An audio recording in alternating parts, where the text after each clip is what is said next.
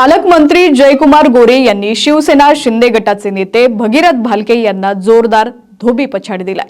पंढरपूर नगरपालिकेच्या तीर्थक्षेत्र विकास आघाडीच्या तब्बल 9 नगरसेवकांनी भालके यांच्या नेतृत्वाला सुरुंग लावत थेट भाजप महायुतीचे उमेदवार राजेंद्र राऊत यांना आपला जाहीर पाठिंबा दिलाय। पाहुयात या राजकीय भूकंपाचा हा सविस्तर स्पेशल रिपोर्ट। नमस्कार, मी प्रणया आणि तुम्ही पाहत आहात HPN मराठी न्यूज। सोलापूर विधान परिषद निवडणुकीचा ज्वर चढू लागला असतानाच पंढरपूरमध्ये महायुतीने विरोधकांचा करेक्ट कार्यक्रम केलाय।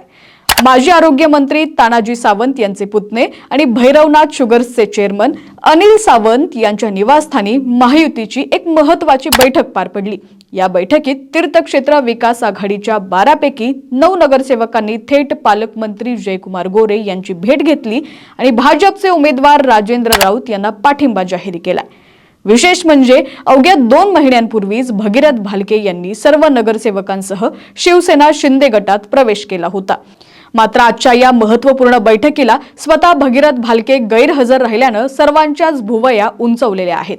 भाजपला पाठिंबा देणाऱ्यांमध्ये तीर्थक्षेत्र विकास आघाडी गटाचे नेते नागेश भोसले, प्रसाद कळसे, संजय बंदपट्टे, लोकेश यादव, अक्षय गंगेकर यांच्यासह महिला नगरसेविका माधुरीताई धोत्रे, रुक्मिणीताई धोत्रे, साधनाताई धोत्रे आणि प्रणिताताई घाडगे यांच्या प्रतिनिधींचा समावेश आहे। एवढंच नव्हे तर अपक्ष नगरसेवक ओंकार जोशी यांनीही महायुतीला साथ दिली आहे। या संपूर्ण घडामोडींमुळे भगीरथ भालके यांना पंढरपुरात हा मोठा राजकीय झटका मानला जातोय। महाविकास आघाडीचे उमेदवार वसंतराव देशमुख हे सुद्धा पंढरपूर पंचायत समिती सभापती निवडीत आमच्याच सोबत होते, त्यामुळे पुढे काय काय होतंय हे फक्त पाहत रहा, असं वक्तव्य पालकमंत्री जयकुमार गोरे यांनी केलंय। या बैठकीला आमदार समाधान आवताडे, माजी आमदार रामभाऊ सातपुते आणि मनसे नेते दिलीप धोत्रे देखील उपस्थित होते। निवडणुकीच्या मतदानापूर्वीच पालकमंत्र्यांनी टाकलेल्या या डावामुळे सोलापूर जिल्ह्यातील राजकीय वातावरण कमालीचं तापलेलं असून विरोधकांना आता यावर काय उत्तर द्यावं हे सुचण्याचं झालेलं आहे।